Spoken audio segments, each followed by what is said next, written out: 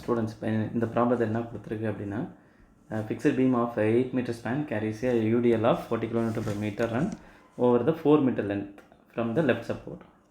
From the left supportலேருந்து 8 meter டிஸ்டன்ஸுக்கு 4 meter டிஸ்டன்ஸுக்கு 40 kN load apply ஆகுது and a concentrated load of 80 kN at a distance of 6 meter from the left end. So it is given that a fixed beam of span 8 meter. Okay. So இதில் அப் to 4 மீட்டருக்கு என்ன கொடுத்துருக்காங்கன்னா UTL apply ஆகிருக்குன்னு கொடுத்துருக்காங்க. அதோட magnitude வந்து 40 kN/kN up to 4 metre. Okay, then up to left hand நம்ம ஏன்னு வச்சுக்கலாம், ரைட் ஹேண்டை பின்னு வச்சுட்டோம் அப்படின்னா மிட் சப்போர்ட்டை மேபி சி, இதில் வந்து டீன்ற லொக்கேஷனில் பாயிண்ட் ரோட், அது வந்து எவ்வளோ தூரத்தில் இருக்குன்னா 2 meter டிஸ்டன்ஸில் அந்த பாயிண்ட் ரோடு வந்து 80 kN அப்ளை ஆகுது. ஸோ இதில் 80 kN லோடு வந்து 6 meter அப்ளை ஆகுது. ஸோ இங்கேருந்து 2 meter, மீதி இங்கேருந்து 2 meter. ஸோ இதில் என்ன கேட்டிருக்காங்கன்னா மொமெண்ட்ஸ் அடுத்த சப்போர்ட்டில் மொமெண்ட் மோஸ்ட்டாக ஃபிக்ஸட் பீமாக இருந்தால் இந்த டைரக்ஷன் திங்க் பண்ணும், ஹாகிங் பெண்டிங் மொமெண்ட் வருமா. ஸோ அந்த மொமெண்ட் அட் ஏ தேவை, அப்புறம் மொமெண்ட் அட் பி தேவை, அப்புறம் சென்டரில் டிஃப்ளெக்ஷன் அட் சி தேவை, அப்புறம் moment at MA and MP. So இது ஃபுல் சம் அப்படி நான் சால்வ் பண்ண போகிறதுல ஐடியா மட்டும் கொடுக்குறேன், அப்புறம் நீங்கள் சால்வ் பண்ணும்போது கொஞ்சம் ஈஸியாக இருக்கும். ஓகேங்களா. ஸோ இதில் ஃபஸ்ட்டு எடுத்தோன்னே நம்ம என்ன பண்ணணும் அப்படின்னா நம்ம மெக்காலே மெத்தட் படித்ததே யூஸ் பண்ணலாம், வேறு மெத்தட் யூஸ் பண்ணலாம், மொமெண்ட் ஏரியா மெத்தட்லாம் யூஸ் பண்ணலாம். பட் இந்த டிஃப்ளெக்ஷன் கண்டுபிடிக்கிறதுலாம் இருக்கனால நீங்கள் மெக்காலே மெத்தட் யூஸ் பண்ணுறது கொஞ்சம் ஈஸியாக இருக்கும், அதனால் அதவே ஃபாலோ பண்ணலாம். ஸோ மெக்காலே மெத்தட் நம்ம யூஸ் பண்ணும்போது என்ன பண்ணியிருப்போம் அப்படின்னா ஏதோ ஒரு செக்ஷன் எடுத்திருப்போம். ஓகேவா, சப்போஸ் இங்கே செக்ஷன் எடுப்போம், எக்ஸ்எக்ஸ் அப்படின்ற லொக்கேஷனில் செக்ஷன் எடுக்கிறோம். ஃபாரது ரெண்டுலேருந்து எக்ஸ்ன்ற டிஸ்டன்ஸில் எடுக்கிறோம். ஸோ அந்த இதுக்கு நம்ம மெக்கானிக்கல் மெத்தடில் என்ன படிச்சிருப்போம்னா EI d²/d² equal to -mxx இப்படி படிச்சிருப்போம்ல கர்வேச்சர் ஈக்குவேஷன். ஸோ இந்த ஈக்குவேஷனில் நம்ம அப்ளை பண்ணி மற்றெல்லாம் ஃபர்தராக கண்டுபிடிக்கலாம். பட் இதில் வந்து இப்போ ரியாக்ஷன்ஸ் நம்ம பார்த்தோன்னா சப்போர்ட்டில் மொமெண்ட் அட் பி இருக்குது, மொமெண்ட் அட் ஏ இருக்குது. அது மட்டும் இல்லை, நம்மளுக்கு அடிஷனல் என்ன இருக்கும், ரியாக்ஷனும் இருக்கும், ஆர்ஏவும் இருக்கும், ஆர்பியும் இருக்கும். ஓகேவா. ஸோ இப்போ நம்ம இந்த ரியாக்ஷனையும் அக்கௌண்ட் பண்ணிட்டு தான் மொமெண்ட் அட் எக்ஸ்எக்ஸ் கண்டுபிடிக்க முடியும். ஸோ மொமெண்ட் அட் எக்ஸ்எக்ஸ் நம்ம கால்குலேட் பண்ணலாம் அடுத்த செக்ஷன் எக்ஸ்எக்ஸ் அப்படின்றதுல. ஸோ இப்படி கால்குலேட் பண்ணும்போது என்ன வருது அப்படின்னா, ஃபஸ்ட்டு நம்மளுக்கு தெரியும் பெண்டிங் மொமெண்ட் ஈக்குவேஷனில் ஒரு செக்ஷனுக்கு ரைட் சைடில் இந்த டைரக்ஷன் நம்ம ஃபாலோ பண்ணணும்னா இதுக்கு என்ன நேச்சர் வரும், சாகிங் நேச்சர். ஸோ ப்ளஸ்ன்னு போகணும். ஸோ செக்ஷனுக்கு ரைட் சைடில் ஆன்டி கிளாக் வைஸில் போச்சுன்னா ப்ளஸ்ஸு, கிளாக் வைஸில் வந்துச்சுன்னா மைனஸு. ஸோ அதுபடி நம்ம எடுத்துக்கோம். இதுக்கு ரைட் சைடுக்கு எல்லாத்தையும் கன்சிடர் பண்ண போகிறோம் இந்த செக்ஷனுக்கு ரைட் சைடில் இருக்கிறதுல. ஸோ இதில் நம்ம பார்க்கும்போது ஃபஸ்ட் எடுத்தோன்னா எம்பின்னு எடுத்துட்டோம்னா அது என்ன கிளாக் வைஸில் வருது, செக்ஷனுக்கு ரைட் சைடில் கிளாக் வைஸ். So minus. ஓகேங்களா, -MB. தென் ஆர்பினால் இருக்கிறது ஆன்டி கிளாக் வைஸ். ஓகே, இந்த டைரக்ஷன் ஆர்பினால் வரக்கூடியது. ஸோ அது எவ்வளோ வரும்னா எக்ஸ்ன்ற டிஸ்டன்ஸில். ஸோ ப்ளஸ் ஆர்பி, இது ஆர்பியில் ஆர்பி, இது RA, RB into X. Then 80 எடுக்கும்போது 80 கிளாக் வைஸில் வருதா, இப்படி வருது clockwise. So -80 into X -2. இந்த 2 meter டிஸ்டன்ஸை ரிமூவ் பண்ணிடணும். So remaining distance X -2. Then அந்த யூடிஎலுக்கு திங்க் பண்ணால் யூடிஎல் அப்ளை ஆகிற டிஸ்டன்ஸ் எவ்வளோ அப்படின்னா டோட்டலாக எக்ஸு, யூடிஎல் மட்டும் இருக்க டிஸ்டன்ஸ் எவ்வளோ வரும், நார்மலாக x -4 meter. இந்த ரிமைனிங் 4 meter ரிமூவ் பண்ணதுக்கப்புறம், இந்த 4 meter ரிமூவ் பண்ணதுக்கப்புறம் வருது. ஸோ நம்ம யூடிஎல், ஸோ யூடிஎல் இப்போ என்ன வருது, இது டைரக்ஷன் வந்து கிளாக் வைஸில் வருது. ஸோ -40 யூடிஎல்னா WX²/2ன்னு சொல்லுவோம்ல. ஸோ எக்ஸுக்கு பதில் என்ன இருக்குது, x -4² இது பெண்டிங் ஈக்குவேஷன். ஸோ இதுதான் ஃபஸ்ட்டு ஸ்டெப்பு. இதை நம்ம கிளியராக எழுதிக்கணும். ஓகேங்களா. ஸோ இதிலேருந்து ஃபர்தராக ஒவ்வொன்றா மூவ் பண்ணலாம். இதில் ஃபஸ்ட்டு ஸ்டெப்பு இது எழுதுனதுக்கப்புறம் நம்ம இந்த இதை வந்து கர்வேச்சர் ஈக்குவேஷனில் சப்ஸ்டிட் பண்ணுவோம். EI d²y/dx² -mx அப்ளை பண்ணும்போது +MB plus RB into X -80 into x -2 -20 into x -4². So இதில் வந்து நம்ம ஃபஸ்ட்டு இன்டெகிரேட் பண்ணும்போது, ஃபஸ்ட்டு டிஃப்ரென்ஷியேட் பண்ணும்போது நம்மளுக்கு என்ன கிடைக்கும் அப்படின்னா EIY அப்படின்னா EIY' dy/dx கிடைக்கும்ல. ஸோ அதுபடி நம்ம எடுக்கும்போது MB into x differentiate integrate பண்ணோம் ஓகேங்களா. ப்ளஸ் ஆர்பி இது மைனஸ் என்ன மாற்றலையா minus plus plus minus RB x square plus 80 x minus 2 தான் ஹோல் ஸ்கொயர் பை 2 நம்ம முன்னாடி சொல்லியிருக்கோம்.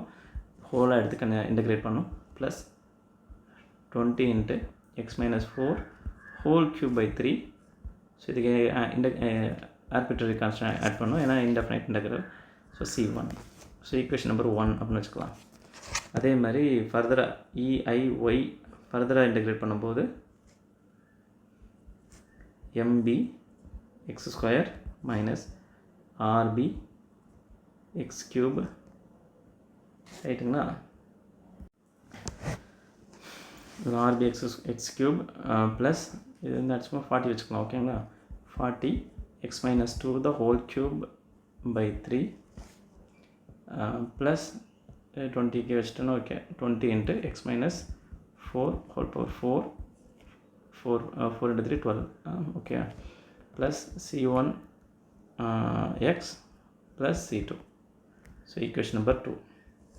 ஸோ இதில் நம்மளுக்கு அன்னோன்னு பார்த்தோன்னா C1 ஒரு அன்னோன்னு C2 2 அன்னோன்னு அப்புறம் MBயும் அன்னோன்னு RBயும் அன்னோன்னு.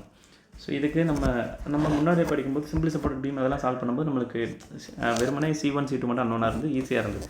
பட் இதில் அது ரியாக்ஷன்ஸுமே அன்னோனாக இருக்குன்றது தான் இங்கே விஷயமா இருக்குது. ஸோ அதுக்கு நம்ம என்ன பண்ணோம் எப்போவும் நம்மளுக்கு ஏன்னா இதில் அட்வான்டேஜ் இருக்குது என்னென்னா இது ஃபிக்ஸட் சப்போர்ட் அப்படின்றப்போ ஃபார் ரெண்டு ஃபிக்ஸட் சப்போர்ட் அட் x = 0 இங்கே தான் ஆரம்பிக்கிறோம். அட் x = 0ன்றப்போ உனக்கு ஒய்யும் 0 ஒய் டேஷும் 0. ஸோ அதை அப்ளை பண்ணால் நம்மளுக்கு இது ரெண்டு கண்டிஷன் நம்ம அப்ளை பண்ணுவோம். On equation on applying conditions என்ன conditions at x = 0 y = 0 y dash = 0 இந்த ஈக்குவேஷன்ஸ் எதில் அப்ளை பண்ணோம் ஈக்குவேஷன்ஸ் 1 and 2 அப்ளை பண்ணோம் அப்படின்னா ரெண்டுமே எக்ஸ்ன்ற வேல்யூ சப்ஸ்டியூட் பண்ணிவிட்டு 1 and 2 அப்ளை பண்ணணும். நம்மளுக்கு என்ன கிடைக்குதுன்னா C1 0 கிடைக்குது. சால்வ் பண்ணணும். நான் அதை தான் ஸ்கிப் பண்ணுறேன். நீங்கள் சால்வ் பண்ணி பார்க்கணும். C2வும் ஆட்டோமேட்டிக்காக அது 0 வருது. ஸோ இப்போ ஃபைனல் ஈக்குவேஷன் நம்மளுக்கு எப்படி வந்துடுது அப்படின்னா டிஃப்ளெக்ஷன் ஈக்குவேஷன் நம்ம எடுக்கும்போது டிஃப்ளெக்ஷன் ஈக்குவேஷன் அப்படின்றதுல இதே ஈக்குவேஷனில் C1 0 ஆயிடுது C2 0 ஆயிடுது. வெறுமனே இந்த டேர்ம் மட்டும் வருது. That is EIY = MB x square minus RB X square plus 40/3 X minus 2 the whole cube plus 20/12 X minus 4 whole power 4. இதுதான் வந்து இப்போ நம்பர் 3ன்னு வச்சுக்கலாம். இது ஸ்லோப் ஈக்குவேஷனு. இதுமாதிரி டிஃப்ளெக்ஷன் ஈக்குவேஷன் எடுத்துகிறோம் அப்படின்னா EY டேஷ் அப்படின்ற இந்த ஈக்குவேஷனு இதில் இருக்க எடுக்கும்போது MB எக்ஸ் மைனஸ் RB இது X Cuba right X square plus 80/2 40 x minus 2 the whole square plus 20/3 X minus 4 the whole cube. So equation number 4 ஓகேங்களா. வேறு யூஸ் பண்ணலாம். ஸோ இதுலேருந்து நம்மளுக்கு என்ன தெரியுதுன்னா ஸோ இப்போ புதுசாக ஈக்குவேஷன் கிடச்சி 3 and 4 நம்மளுக்கு இதில் அன்னோன்னு இப்போ MBயும் அன்னோன்னு RBயும் அன்னோன்னு யூஸ் பண்ணலாம்.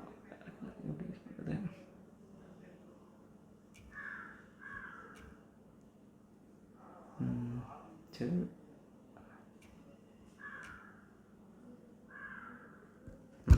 இப்போ இதில் வந்து நம்மளுக்கு MBயும் அன்னோன்னு RBயும் அன்னோன்னு.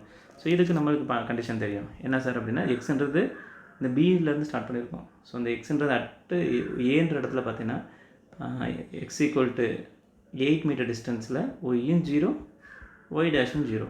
ஸோ அதை யூஸ் பண்ண போகிறோம். ஸோ இந்த ஆன் அப்ளையிங் கண்டிஷன்ஸ் என்ன கண்டிஷன் அப்ளை பண்ணுறோம் அப்படின்னா on applying condition at x = 8 meter that is ஏன்ற லொக்கேஷனில் ஒய் 0 ஒய் டேஷும் 0 இந்த ரெண்டு ஈக்குவேஷன் மேலே இருக்குல்ல அதில் அப்ளை பண்ணலாம். ஆன் 3 and 4 அந்த ஈக்குவேஷன் அப்ளை பண்ணோன்னா இதில் அன்னோன் என்ன இருக்குது நம்மளுக்கு MB அன்னோனாக இருக்குது RB அன்னோனாக இருக்குது. ஸோ அதை ரெண்டு ஈக்குவேஷன் கிடைக்கும். ரெண்டு ஈக்குவேஷனை கண்டுபிடிச்சி அதை சால்வ் பண்ணும்போது MBன்ற ஒரு வேல்யூ கிடைக்கும். இதை நம்ம சால்வ் பண்ணும்போது ஆக்சுவலாக MBன்ற வேல்யூ என்ன வந்திருக்கு அப்படின்னா 156.6 kN மீட்டர்னு வந்திருக்கு. அதே மாதிரி ஆர்பின்ற வேல்யூ என்ன வந்திருக்கு அப்படின்னா, இப்போ நம்மளுக்கு இந்த வேல்யூ ப்ளஸில் வருதுன்னா என்ன அர்த்தம், நம்ம கன்சிடர் பண்ண டைரக்ஷன் கரெக்ட். என்ன டைரக்ஷன் கன்சிடர் பண்ணிருக்கோம், இந்த டைரக்ஷன் கன்சிடர் பண்ணியிருக்கோம். ஸோ டாப்பில் டென்ஷன் அசியூம் பண்ணியிருக்கோம். ஸோ ஹாகிங் பெண்டிங் மொமெண்ட்டாக வந்திருக்கும். ஓகேங்களா, அசியூம் பண்ண டைரக்ஷன் கரெக்டுன்றது சொல்லுது. அதே மாதிரி ரியாக்ஷன் நம்ம கண்டுபிடிச்சிருக்கோம் அப்படின்னா அந்த வேல்யூ வந்து இந்த இதுக்கு சால்வ் பண்ணும்போது ஆர்பிக்கு எடுக்கும்போது 97.5. ஸோ இது கான்செப்ட் சிம்பிள், பட் ஆனால் நீங்கள் சால்வ் பண்ணும்போது லென்த்தியாக இருக்கும். ஓகே, ஃபர்தராக அடுத்து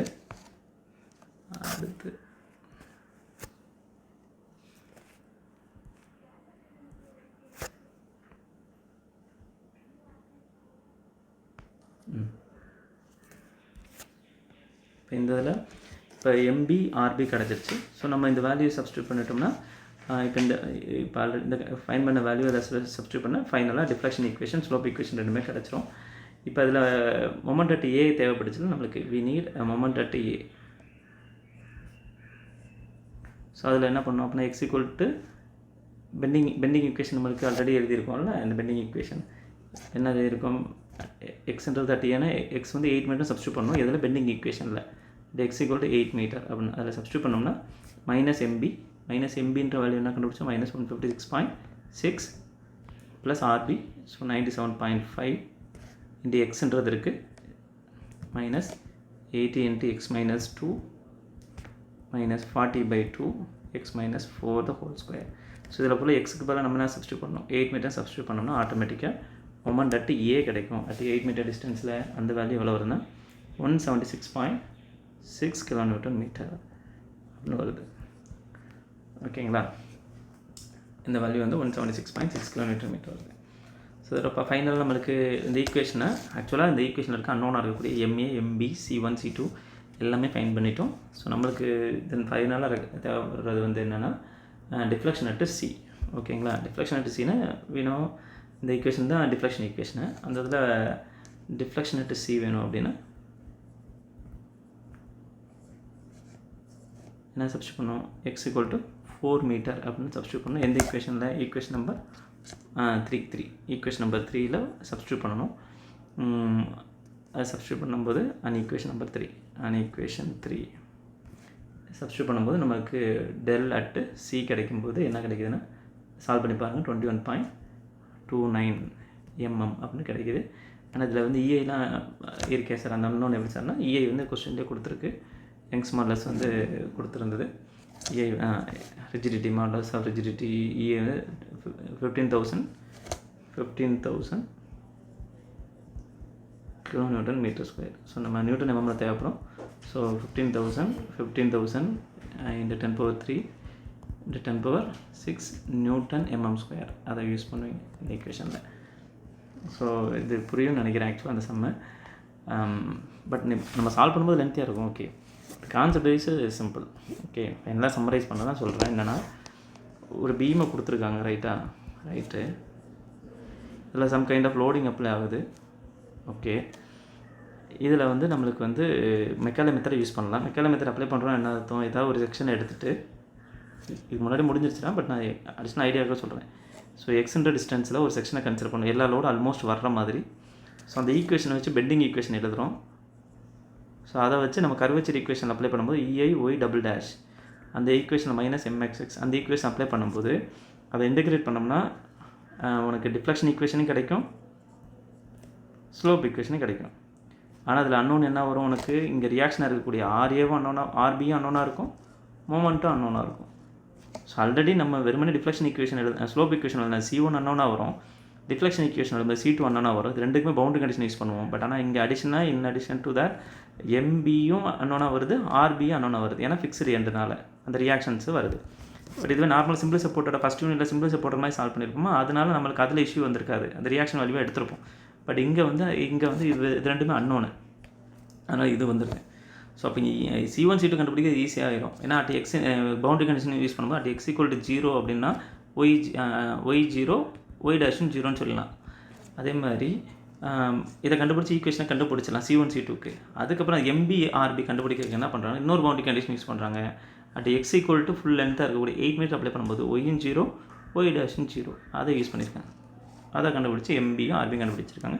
ஸோ ஃபைனலாக அந்த ஈக்குவேஷனை டிஃப்ளெக்ஷன் ஈக்குவேஷனை ஒய் ஈக்குவேஷனையும் ஒய் டேஷ் அண்ட் ஒய் ஈக்குவேஷனை எழுதுகிறாங்க. அதுலேருந்து எந்த லொக்கேஷனில் நம்மளுக்கு டிஃப்ளெக்ஷன் வேணுமோ ஸ்லோப் வேணுமோ அதை ஈஸியாக ஃபைண்ட் பண்ணிடலாம். ஸோ கான்செப்ட் வைஸ் சிம்பிள், பட்டு கொஞ்சம் லென்த்தியாக இருக்கும். ஸோ ஃபஸ்ட்டு இந்த மெத்தடை யூஸ் பண்ணுங்கள். 3 மொமெண்ட் தியரம். சப்போஸ் வேறு எதுவும் அது வரல அப்படின்னா நம்ம இந்த கான்செப்டை எல்லாத்துக்கும் யூஸ் பண்ணலாம். ஸோ இதில் எல்லா லோடும் வர மாதிரி கொடுத்துருக்கேன். சிம்பிளி பாயிண்ட் லோட் இருந்தாலும் யூடிஎல் மட்டும் இருந்தாலும் இந்த கான்செப்ட் நம்ம யூஸ் பண்ணலாம். ஓகேங்களா? Okay, thank you.